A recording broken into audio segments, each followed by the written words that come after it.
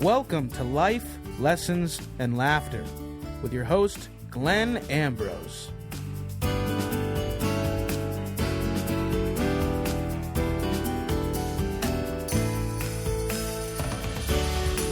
Hey everybody, welcome to the show. So I'm going to introduce my cohort, Ben Barber. Bam, just like that, he's there. Hey everybody. Which is even more profound if you're watching this on video as opposed to listening to it because you just popped in on video. Yeah, it makes no difference. If you're listening to this on audio, that really wasn't that impressive. Oh, what are we talking about today, Glenn? We are talking about being the bigger person. You know, rising above, man. Just taking the high road. Mm-hmm. Not the low road. And why are we talking about that today? We're talking about that today because one of my clients, I asked for some ideas, and this is what he sent over. And I was like, ooh, as soon as I read it, I was like, yeah, I think this one's got some meat on it. And yeah. he kind of came at it a particular way, which we may or may not share as this goes on. But as I was reading it, the first thing I thought of was being the bigger person. I kind of thought of it like, whenever we go into that mentality, usually what we're doing is we're kind of creating separation in the energy, so which never feels right to me. So as soon as I felt that, I tried to get some clarity on it, and I'm always looking for the empowerment as opposed to the victim. So like if a lot of times if we're like, oh, I have to be the bigger person, I have to rise above. Why do I always have to rise above? Why do I always have to take the high road when they get to take the low road? That we fall into that victim mentality so easily. Immediately as soon as I saw that, I'm like, okay, what's the healthy way of taking the high road?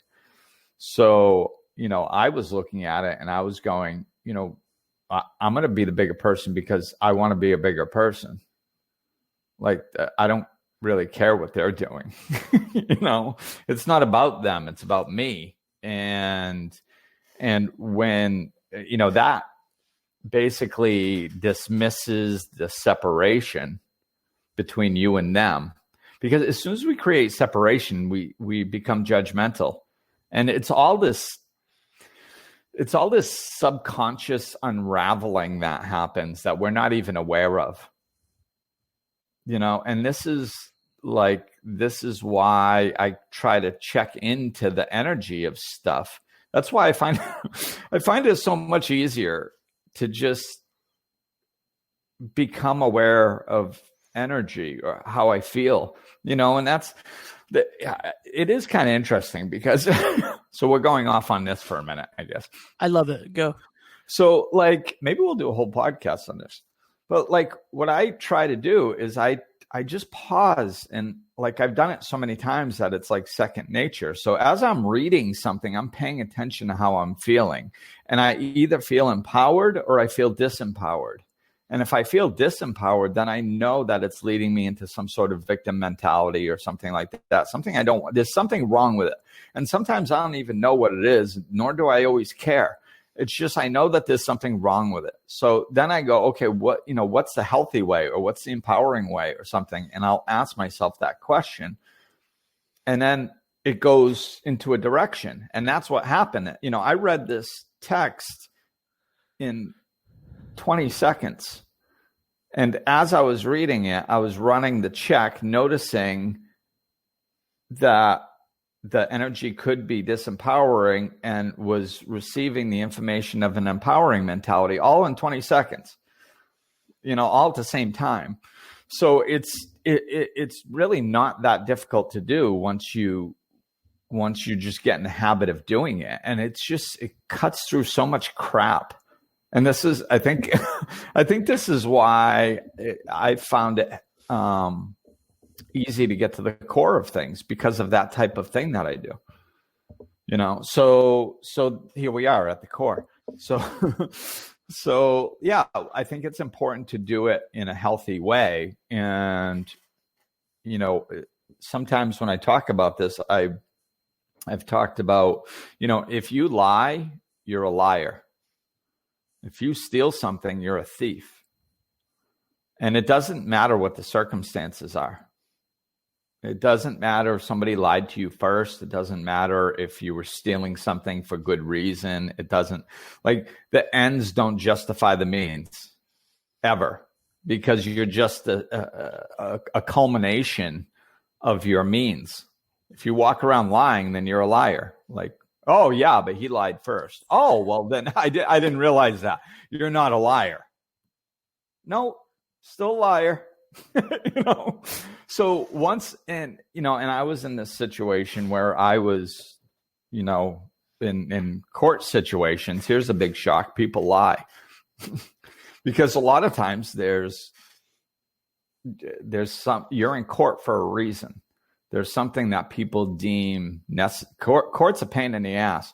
So if you're there, there's something that somebody deems important enough to take the time out of their day and go through that. So if there's something important, people tend to lie more often, So I was in court, and family court, and lies were coming in. And I had to decide, well, there was something very important at stake in family court, namely my son. Should I lie to do what's right, or what I feel is what's right? And I was like, I can't say that I live by spiritual principles if I allow somebody else to determine who I am and what I do and my behaviors. I'm just handing my power away. Well, you lied, now I have to lie. Now I'm a liar, and they made me do it. So they have control over who I am as a human being, as a person. And I was like, that's disempowering. That ain't right. I'm not going to allow somebody else to determine who I am as a person and what qualities I walk around this earth with. So I was like, it's just simple. I just can't. I can't lie. So I didn't. And then all of a sudden my self-love increases, because when I think about myself as one who doesn't lie consistently, as a general rule. So I like that. I like that quality in anybody. And if I happen to have it, I'm probably going to love me more,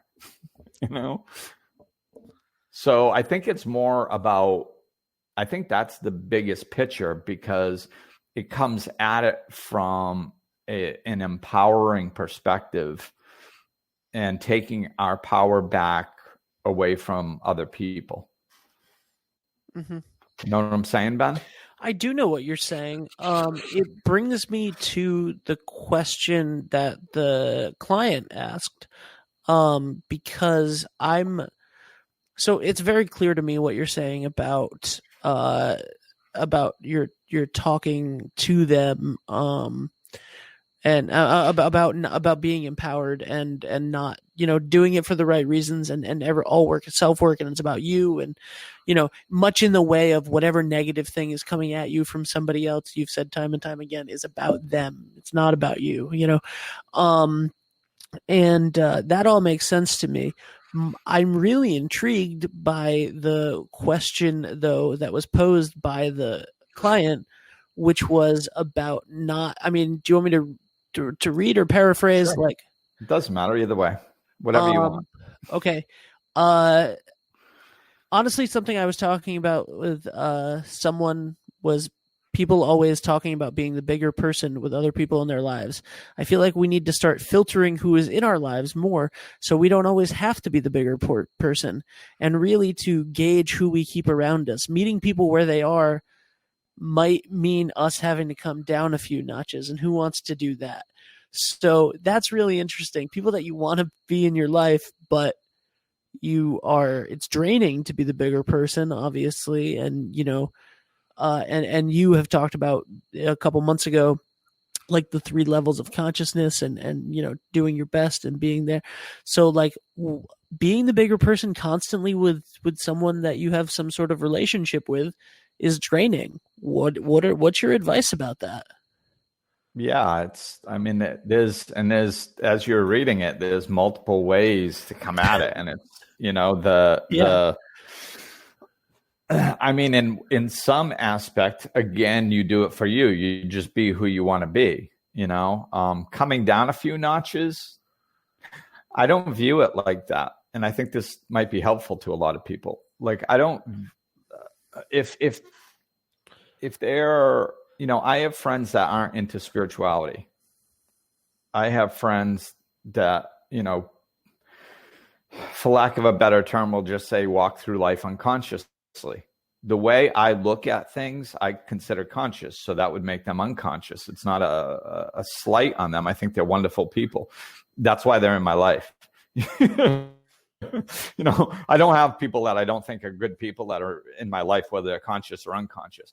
But like if somebody is in my life, like let's say that they're not on a spiritual path, I don't consider it. I think I can still meet them where they are without coming down a few notches, because I just perceive it for what it is.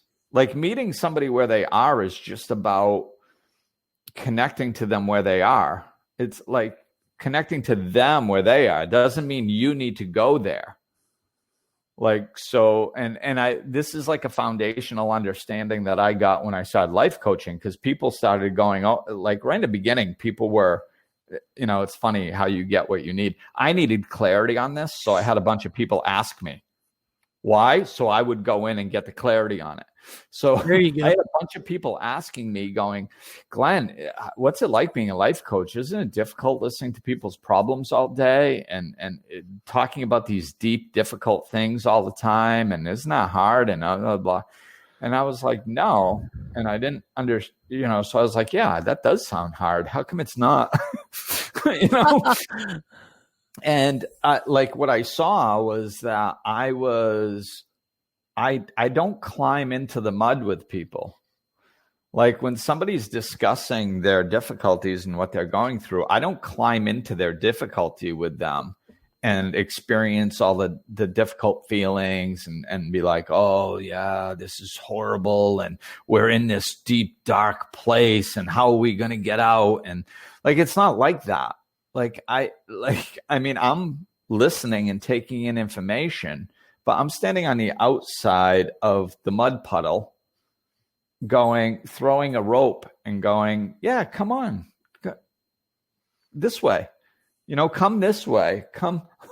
So I don't climb into the mud with them. I'm standing on the outskirts of the mud going, yeah, out is this way. Solution is this way. Come this way.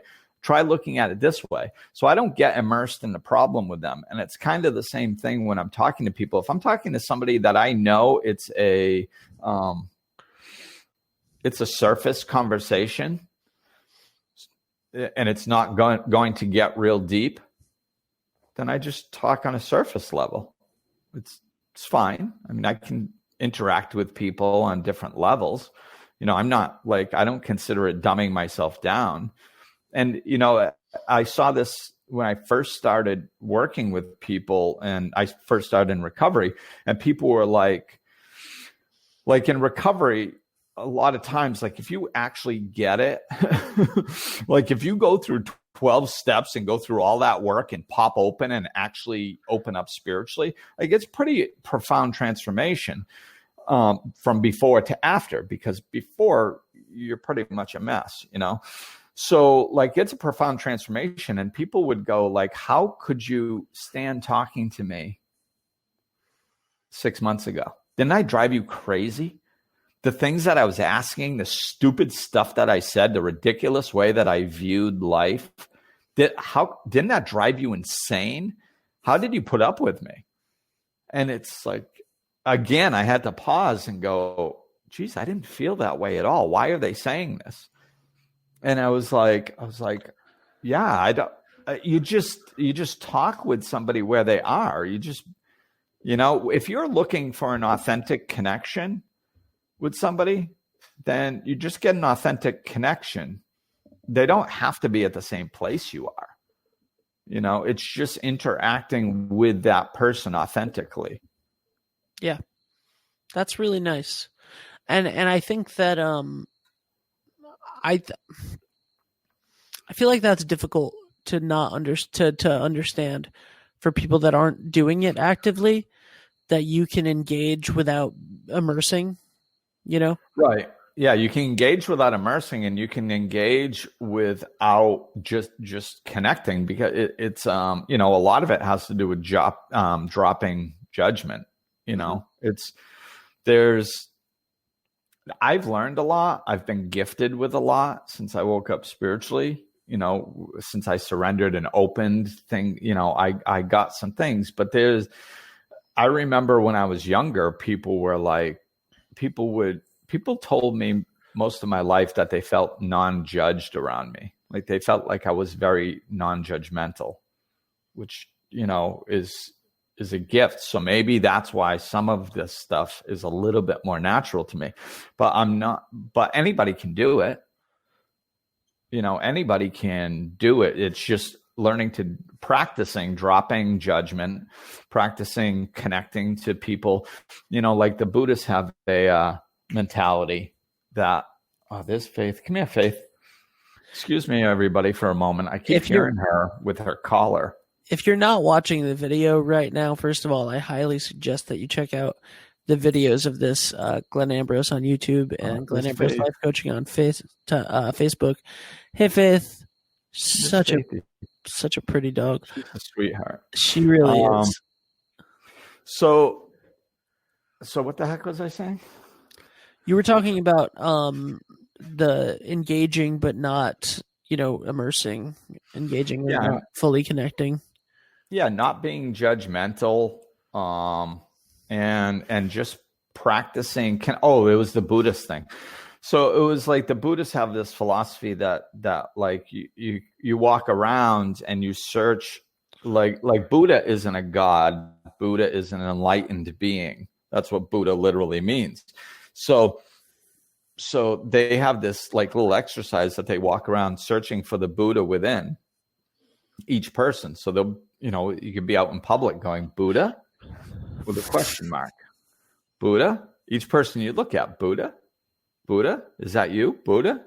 In Christianity, they have a similar mentality. I mean, in all religions they do, but in Christianity, looking for the Christ within, connecting, understanding that we all have a soul and we are all spiritual beings having a human experience, that we can connect to anybody on a soul level.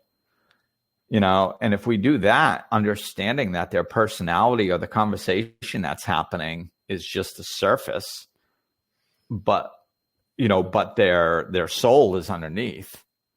So it's just connecting. Wow, look at this. Like Eckhart Tolle talks about going to a coffee shop and just people watching and going, oh my goodness, look at how God is expressing itself as that person. Wow, isn't that interesting? Look at how God is expressing himself as that person. Oh my goodness. Wow. That's so cool.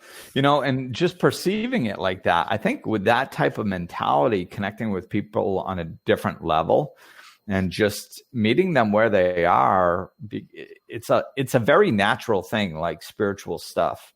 I'm trying to intellectualize it and to explain it and put words to it, which is difficult. And I'm guessing that a lot of listeners are going to go like, I don't know how to do that. Like, I get it. I understand. But really anything spiritual, we don't know how to do. We don't. Like, you just try it. You just experiment with it, even though you don't know how to do it. And then all of a sudden, like 4 times, it's a complete miss. And then one time you just kind of halfway hit it and you go, oh, I think that might have been it a little bit. What was that? What did I do? Did I do something right there? What? I don't know. Let's try it again. Then you get it at half right a couple more times. Then all of a sudden you get it right once and you're like, oh my God, I did it. And then you do it again. Like that's how you learn stuff spiritual. You just experiment and play with it. You know, you don't wait until you understand it and know how to do it and then do it, because you'll never get there. You know, it's ethereal. Yeah. That's a great talk on that point, which was a question from a client, and sort of, you know, brought us down a different rabbit hole of this, but an important one, a really important one, because when you're talking about being the bigger person, you're talking about having a difficult relationship with somebody else, you know, whatever that interpersonal relationship may be, whether it's short term or long term, but you're talking about having some sort of conflict if you need to be the bigger person. So, conflict or drama, you know, and yeah. I mean, so which is really a great point. So let's bring it into the practical. Yes. So the practical is, I think, not getting sucked into the drama of it, and then also kind of I'm trying to find a nice way to phrase this. All right, I'm just going to phrase it the way I usually do. It's like being spiritual can be an asshole repellent, you know, so So I'm going to touch on that in a minute, but I wanted to touch on both of these. So what was the first one that I just said? All I'm focused on is the second one at this point. I know. The information's coming so quickly that, like, if I'm like bebopping all over the place. Dealing with conflict. So like if you're dealing with drama, that's what it was. So if you're dealing with drama, you just have to don't get sucked into the drama.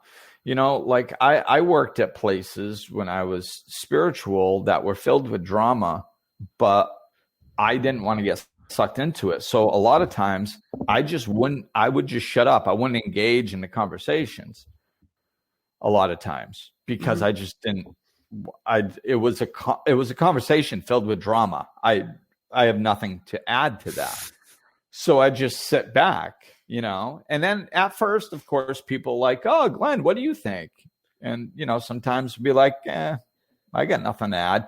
Or if they really push, it's like, well, I don't know. It sounds like a bunch of drama.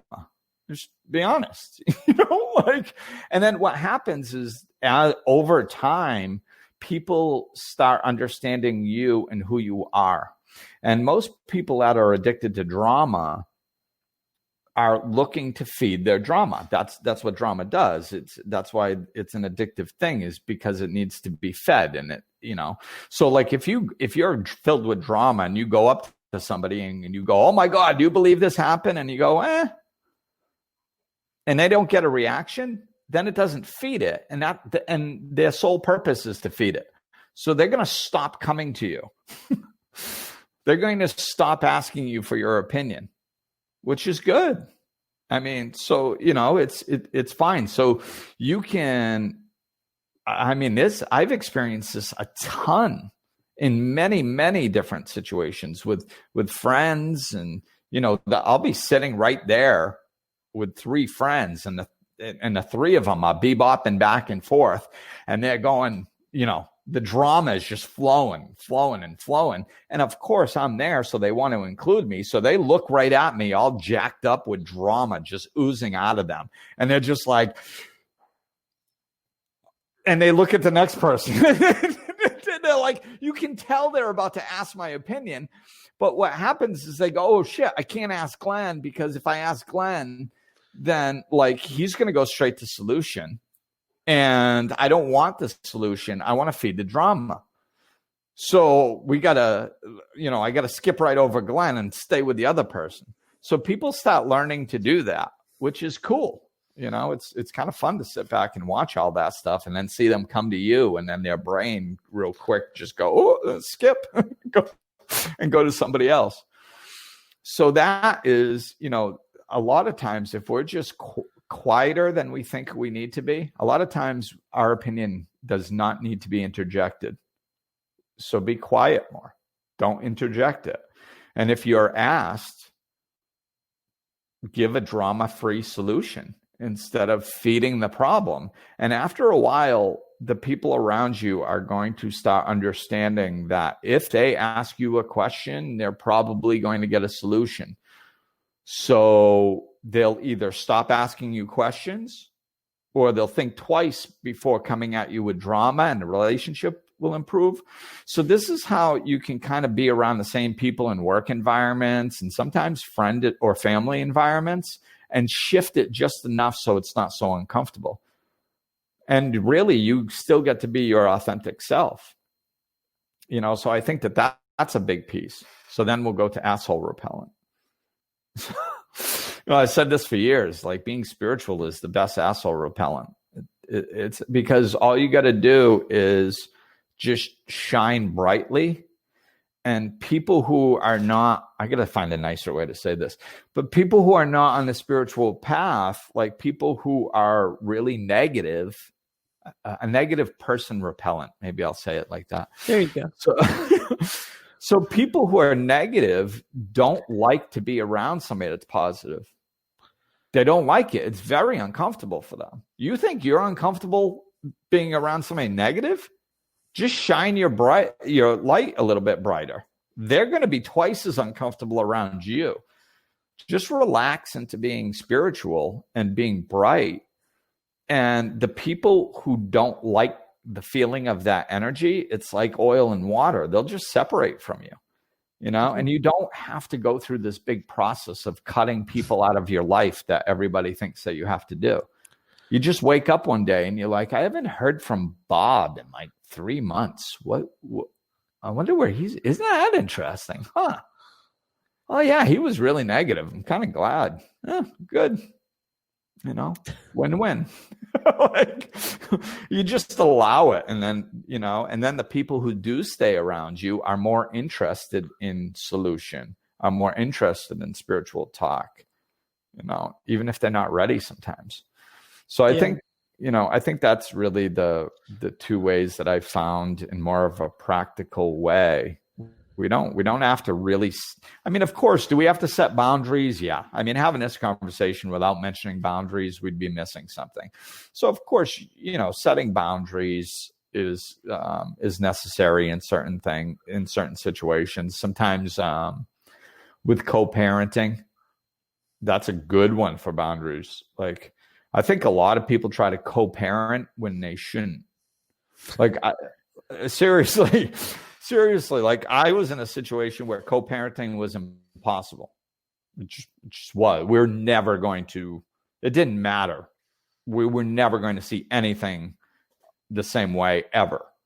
And that was very clear very early on. So I didn't attempt to co-parent because there was just no sense in attempting it. Every time we did, it just, turned into a fight. So I think co-parenting is good if you can do it. And I think that that's the first effort you try. If you have a child with somebody, you try to be copacetic, you try to be considerate, you try to be loving, you try to co-parent in a way that most people think you should. You try it.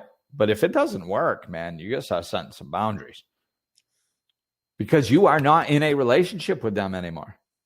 So really the strongest pull people have to get along with each other is the fact that they're in a relationship together and they don't want to be miserable every day, all day. When that relationship is broken up, that motivation is largely gone.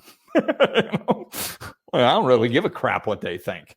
Oh, well, with that, you're going to have a very difficult time co-parenting. So with situations like that, a lot of times it's, if you try and you try and you try and it doesn't work, then you have to set boundaries. And that's something, I think that's a unique situation. Although there are variations of that, I think it's a unique situation because you're connected through the child. You cannot separate from that person. And yet, like, that it may be a situation where you don't get along with them, but yet you can't get away from them. So that's when boundaries, are very important. Man, this was a great episode. I mean, it was, it was nice to hear all of this stuff. Because it's a phrase that you hear a lot, just be the bigger person, but it rarely gets a deep dive like this. So I think that's great. Yeah, I think so. You got to take the high road, but you got to do it for the right reasons. And, really just, it's like you said, all work is inside work. So it's, dive into yourself. It's about you being the person you want to be. That's what it's all about. Everything else is secondary. Absolutely. Okay, well, if you guys need help with anything, or you have questions for Glenn, you have something that you'd like for him to answer, send him a message, Glenn@glennambrose.com. Check out glennambrose.com. Join the mailing list to get the weekly question and answer show where he takes a deep dive into just your question every Friday. Get all of that stuff on glennambrose.com.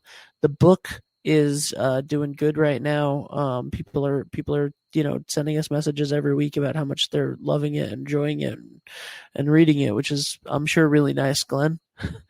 Yeah, I love it. It's you never know how the book was written because it needed to be written, but you never know how it will be received, especially your first book. Yeah. So yeah, the fact that people are reading it and really enjoying it and finding it not only useful for an overview of spirituality and how to live and really understanding the ways, but also as a reference book too, because the chapters are so small. So that, to be able to go back to it and get, information on a specific topic, it's very easy to use for that. So yeah, people are finding a lot of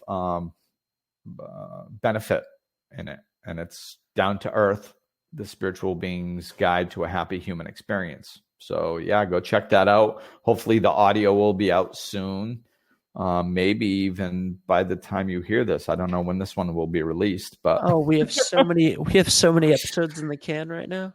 Yeah, we've which is good. It feels good to have some kind of in the can waiting to be released. So yeah, it very well may be out when you're listening to this. So but yeah, I think that'll do it. So thank you, everybody. Thanks for listening. Thank you for the question. And who knows, your question might even become a podcast like this did. So send them in, and I guess I'll do it. Thank you for listening, everybody. And we'll talk with you soon. Glenn is available for life coaching sessions. To book an appointment or for more information, go to glennambrose.com, follow him on Facebook and Twitter, or click the link in the description of this episode.